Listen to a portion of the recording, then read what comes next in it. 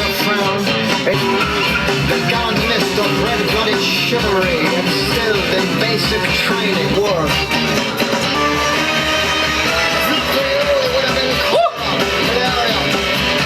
How's it going, y'all? It is, of course, your boy, Raymond, back up in here with another review video. And today, I know it's been a minute. I know it's been too long for this review. I've just been busy with things, okay? You guys know the usual BS, all right? Alphabet Soup projects that I've been working on and whatnot, you know, other musical endeavors, a short film that I've been working on, so just a lot going on in the personal life that I haven't exactly had the time or the effort to really put into this review. But now, here I am, we're going to be talking about it, and it is, of course, the new Black Midi album, Hellfire, that we're going to be reviewing today. I know you guys have been wanting me to talk about this for quite a minute now, all right? Obviously, you guys have been blowing up my reactions to Sugar and to Welcome to Hell and to Eat Men Eat. I definitely appreciate that, and I appreciate you guys for giving me so many views on that and supporting me on that, especially blowing up the comments as well with all your guys' thoughts. I appreciate it, and so I felt kind of bad, and I felt like I should try to get this video out sooner rather than later, so now here we are. So now that it's been a few weeks since the album's been out, I've definitely had a lot of time for it to sink in. Just right off the bat, I'm gonna say this right now, this, I think, probably, as of right now, this album, I think, is my #1 album of the year so far.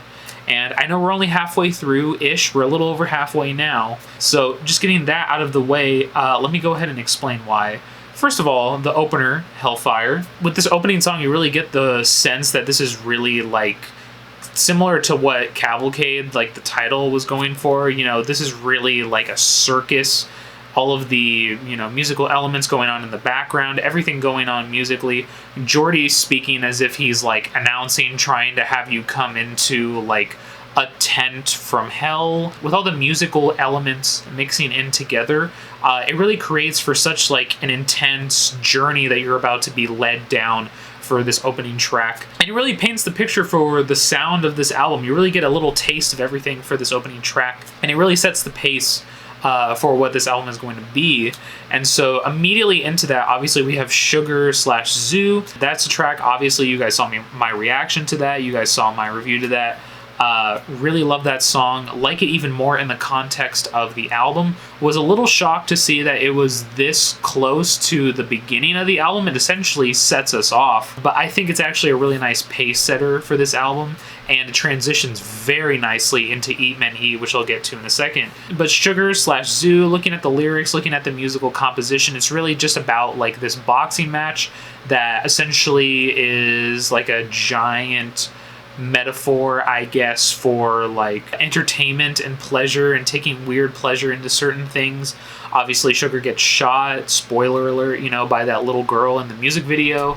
And it's just a really interesting piece of music, and the entire thing is so frantic and it's so intense, and it has such an immediate drive to it. It's absolutely insane. I can't even imagine playing some of these riffs on like guitar and also on drums. Just the chemistry that these guys have is just really insane. And then from there, obviously, the transition into Eat Men Eat, which I also did a video on. And that song, the core of that song being this really lovely guitar melody that is being played by Cameron and also sung by him as well. I think this track is definitely one of the more elegant tracks, if that's even a word that you could associate with Black Midi. But yeah, this is about as close to indie rock as I think they've ever gotten, and I really enjoy it. I actually really like it. As the track progresses, it has like this haunting, you know, really supernatural element to it, and watching the music video with it, you definitely obviously get that sense as well. The purpose of the track lyrically being telling this story of these like gay vampires that get caught by this, you know, bigoted captain or whatever from like, this is from going on in like the 1400s or something, like really like from hundreds and hundreds of years ago. And the captain ends up poisoning their food because he's, I guess, extremely homophobic, and they end up getting sick, and it ends up in this fiery rage by the end, because I think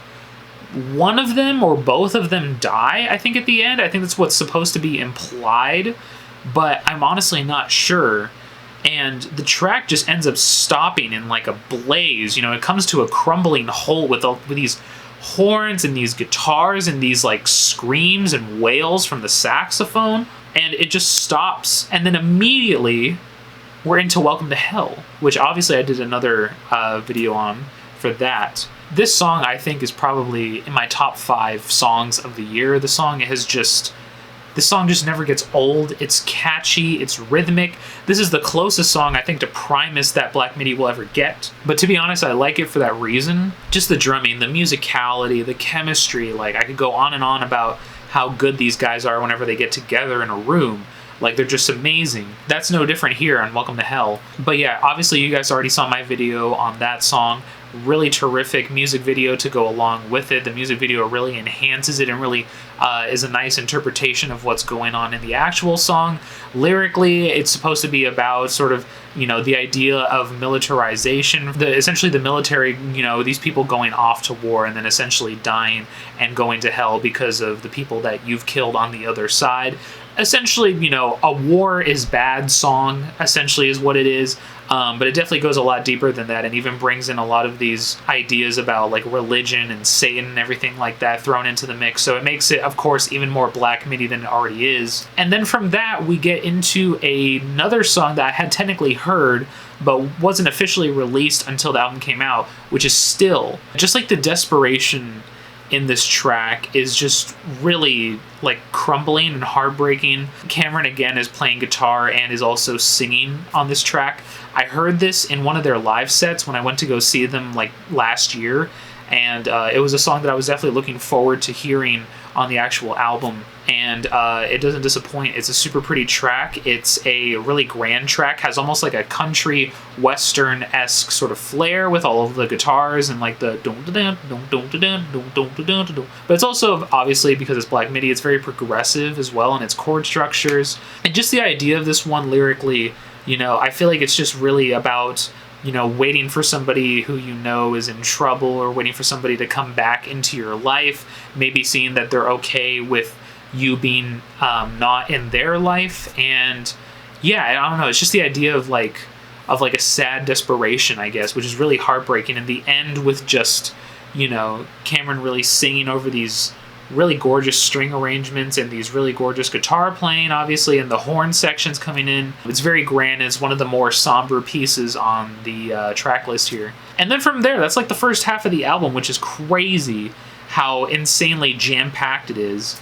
And then we get Halftime, which is the track right after. It's essentially this little interlude with this guy who is pretending to be like a DJ, like a disc jockey at a radio station. And that essentially transitions directly into The Race is About to Begin. And let me tell you, this transition from Halftime into The Race is About to Begin is just so nice. Like, it transitions so nicely. I love it. The transitions on this whole album flow together so well. But this one specifically, I really enjoyed. And then you have The Race is About to Begin, which is essentially like a look back at all of these isolated events that have been going on in the track list from like the first half, obviously. And it's essentially just the main piece of the whole album, really, is just this track. And it's like the centerpiece. Everything that's going on has led up to, I guess, sort of this moment in a way. It's really weird. Obviously, it's the longest track here. I don't know. I just really enjoy it. The guitar riffs are just super catchy, super rhythmic. Obviously, the drumming is really great. Jordy goes on like this minute-long, just no breath, rattling off like these verses, one after another, these lines, almost as if he's like rapping while he's playing guitar, which is already impressive as it is. Just the way that he's able to pack so much into these lyrics and into these vocals while also playing guitar is just really insane to me. And it really shows how well these guys are at musically, and how musically inclined a lot of these guys are. It's such a jam-packed song. Lyrically, I'm still even like unpacking it to this day. It's just so insane, the amount of shit that's going on back and forth. And then from that track, we get into Dangerous Liaisons, which is a super interesting track. I believe about like crime and sort of the, you know, like gang violence and whatnot. This track is definitely one of the highlights for me personally as well, just because you get this really nice like Latin jazz flair that comes out of nowhere on this track.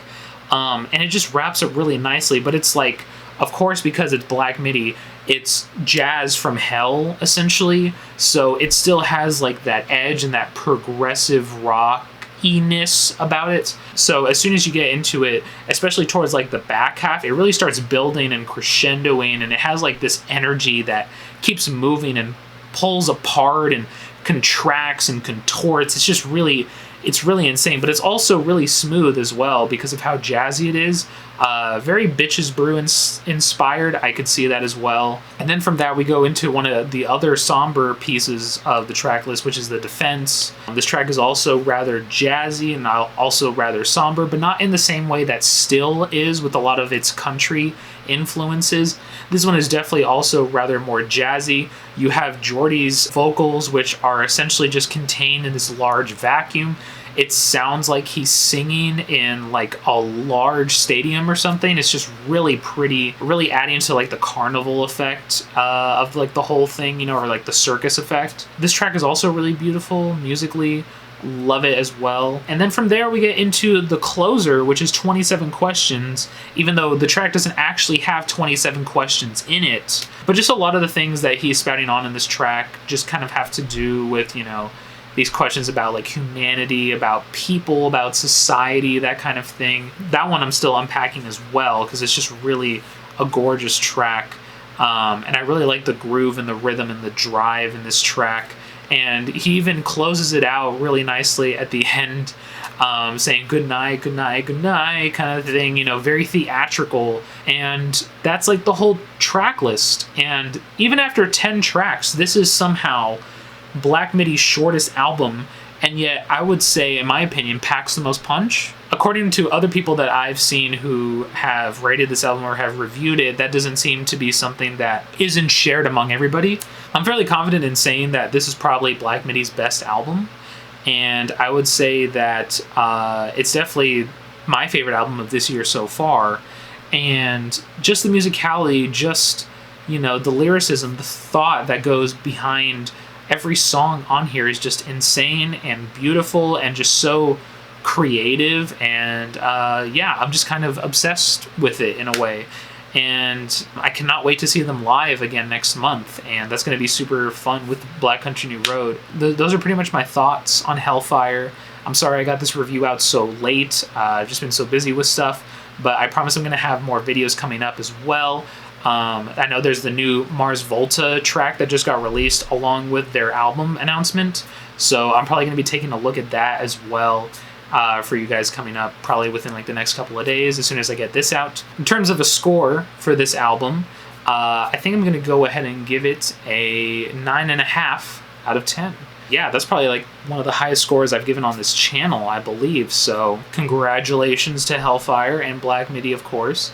If any of you guys are watching this, please hit me up. I would love to hear from you guys. That'd be so cool. Let me know what you guys think in the comments about the album and any more thoughts, any more insight that you guys might have on the album. I know I'm super late to this. Again, I apologize, but I just knew I had to get this out to you guys at some point. I know some of you were begging for it.